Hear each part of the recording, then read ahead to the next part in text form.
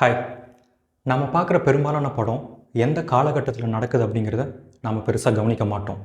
ஒரு சைஃபை, ஒரு time traveller ஒரு ஹிஸ்டாரிக் பேஸ்ட் மூவி அப்படின்னா அந்த படத்துடைய டைம்லைன் அக்யூரேஸை நம்ம செக் பண்ணுறதுல ஒரு லாஜிக் இருக்குது.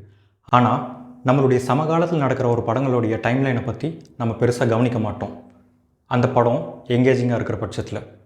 ஆனால் ஒரு படம் நம்மளை எங்கேஜிங்காகவும் என்டர்டெய்னிங்காகவும் வச்சுருக்கு.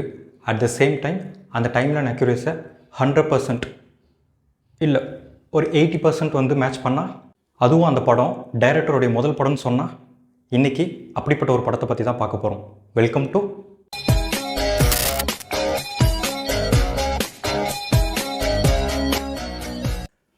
மார்ச் 10, 2017 லோகேஷ் கனகராஜ் அவர்களுடைய டைரக்ஷனில் வெளிவந்த படம் தான் மாநகரம்.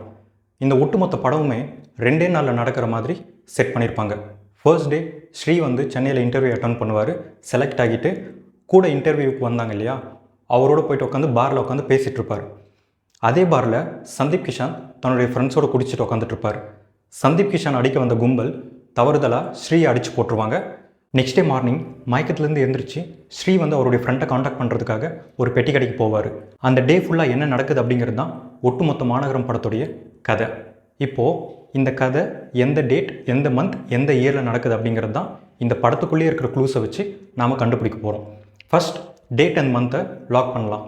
ஸ்ரீ மயக்கத்துலேருந்து எந்திரிச்சு போகிறார் இல்லையா, அப்போ பேக்ரவுண்டில் ஒரு எஃப்எம் வாய்ஸ் கேட்கும். அந்த வாய்ஸில் இன்றைக்கி மெட்ராஸ் டே அப்படின்னு மென்ஷன் பண்ணுவாங்க. எஃப்எம்னா ரேடியோ சிட்டி, இன்னைக்கு நம்ம மெட்ராஸ் டே. ஒரு இடத்துல மட்டும் மென்ஷன் பண்ண மாட்டாங்க, 2 இடத்துல மென்ஷன் பண்ணுவாங்க. செய் நன்றி மறவான்னு பெரியவங்க சொல்லியிருக்காங்க. அதே மாதிரி மெட்ராஸ் டே அதுவான இன்னைக்கு இந்த சென்னை மாநகரில் மெட்ராஸ் டே எப்போ செலிப்ரேட் பண்ணுறாங்க அப்படின்னா ஆகஸ்ட் 22. ஸோ இந்த படம் மார்ச் 10, 2017 ரிலீஸ் ஆனதுனால இந்த படம் ஆகஸ்ட் 22, 2017 நடக்க வாய்ப்பு இல்லை. ஸோ 2017க்கு முன்னால் இது எந்த வருஷத்தில் நடக்குதுன்றது ஒவ்வொரு க்ளூஸை வச்சா நம்ம பார்க்கலாம். கேப் டிரைவர் சார்லிக்கும் ஸ்ரீக்கும் ஒரு கான்வர்சேஷன் நடக்கும் கேபுக்குள்ளே. அந்த கான்வர்சேஷன் நடக்கிறதுக்கு முன்னாடி அந்த எஃப்எம்மில் ஒரு பாட்டு ஒன்று போயிட்டுருக்கும். அது எந்த பாட்டுன்னா, இந்த பாட்டை கொஞ்சம் ஆஃப் பண்ணுறீங்களா. இந்த சாங் ரிலீஸ் ஆனது ஆக்சுவலாக இந்த மெட்ராஸ் படத்தோடைய ஆல்பம் ரிலீஸ் ஆனது ஜூன் 2014, விச் மீன்ஸ் இந்த படம் 2014க்கு அப்புறமா தான் நடந்திருக்கு. அப்போது 2013, 12 நாம் டீகோட் பண்ண போகிறது கிடையாது.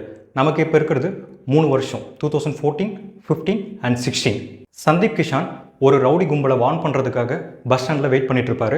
அவருடைய ஃப்ரெண்ட் பஸ் மூவ் ஆகிடுச்சு அப்படின்னு சொல்லி ஒரு டெக்ஸ்ட் பண்ணுவார். அப்போது சந்தீப் கிஷான் யூஸ் பண்ணுற மொபைல் Moto G2. எப்படி ப்ரோ அவ்வளோ அக்யூரேட்டாக சொல்கிறீங்க அப்படின்னா, நான் Moto G3 யூஸ் பண்ணிட்டு இருந்தேன் அந்த டைமில். அதுக்கு முன்னாடி இருந்த அந்த மொபைல் பிராண்டு, அந்த டிசைன் மாடல் எல்லாம் எனக்கும் தெரியும். ஸோ அந்த மொபைல் லான்ச் ஆனது செப்டம்பர் 2014. கதைப்படி படம் ஆகஸ்ட் 22 நடக்கிறதுனால இந்த மொபைலை ஆகஸ்ட் 22, 2014 யூஸ் பண்ணியிருக்க வாய்ப்பே இல்லை. ஸோ ஃபைனலாக நம்ம லாக்டவுன் பண்ணது 2 வருஷம், 2015 and 2016. சந்தீப் கிஷன் கிட்ட பஸ்ஸில் அடி வாங்கின கும்பல் அவருடைய வீட்டில் போயிட்டு குப்புறக்க ரெஸ்ட் எடுத்துகிட்டு இருப்பார். ஸோ அதோடைய பேக்ரவுண்டில் நீங்கள் பார்த்தீங்க அப்படின்னா 2015 இருக்கும். ஏதாவது பண்ணுறதா நைட்டுக்குள்ளேயே பண்ணணும், விட்டு அவனை பிடிக்கிறது கஷ்டம்.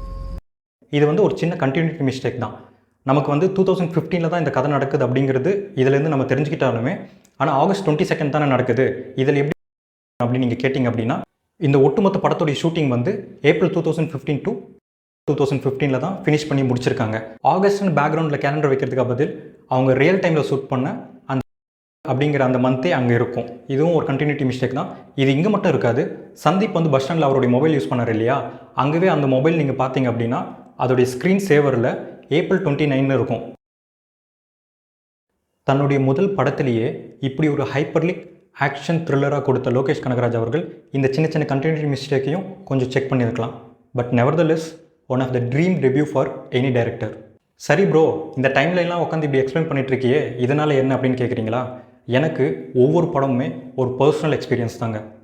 அந்த படத்தில் வர கேரக்டர்ஸ், டைம்லைன், லொக்கேஷன், லேண்ட்ஸ்கேப் இதெல்லாம் வச்சு அந்த படத்தை கூட நான் இன்னும் கொஞ்சம் ரிலேட் ஆகிப்பேன்.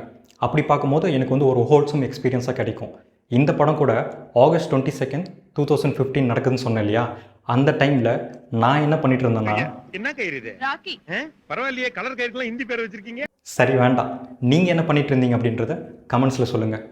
இந்த வீடியோ உங்களுக்கு இன்ட்ரெஸ்டிங்காக பட்டது அப்படின்னா உங்களுடைய ஃப்ரெண்ட்ஸ் அண்ட் ஃபேமிலிக்கு ஷேர் பண்ணி விடுங்க. ஃபர்தராக இந்த மாதிரி இன்ட்ரெஸ்டிங்கான வீடியோஸை நீங்கள் பார்க்கணும் அப்படின்னா சேனலுக்கு சப்ஸ்கிரைப் பண்ணி வச்சுக்கோங்க. தேங்க்யூ.